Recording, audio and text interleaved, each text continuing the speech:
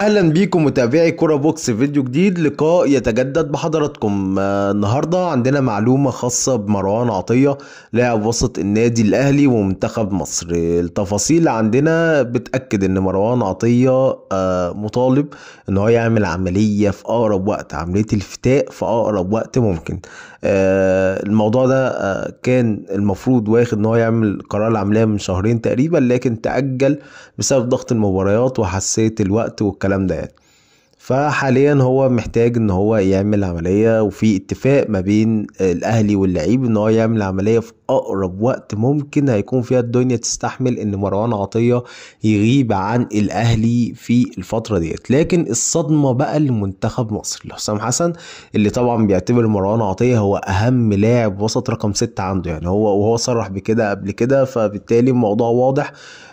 مروان عطية هو اهم لاعب وسط مدافع في سكواد منتخب مصر بالنسبة لحسام حسن. ففكرة ان هو يعمل عملية فده معناه ان هو هيغيب عن معسكر مارس اللي المنتخب هيلعب فيه ماتشين سيراليون واثيوبيا في تصفيات كأس العالم.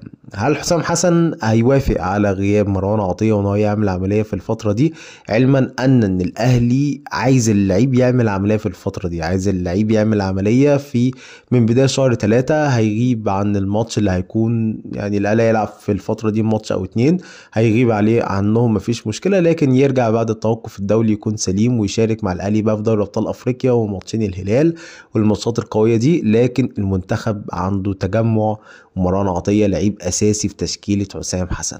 فهل الأهلي هيعمل عملية لمروان عطية في بداية شهر 3 كمان ايام واللعيب يغيب رسمي ويرجع بعد التوقف الدولي، ولا حسام حسن هيصر ان اللعيب يكون معاه في معسكر مارس ويعمل عملية بعد مارس؟ لكن الاكيد ان اللعيب لازم يعمل عملية في اقرب وقت ممكن.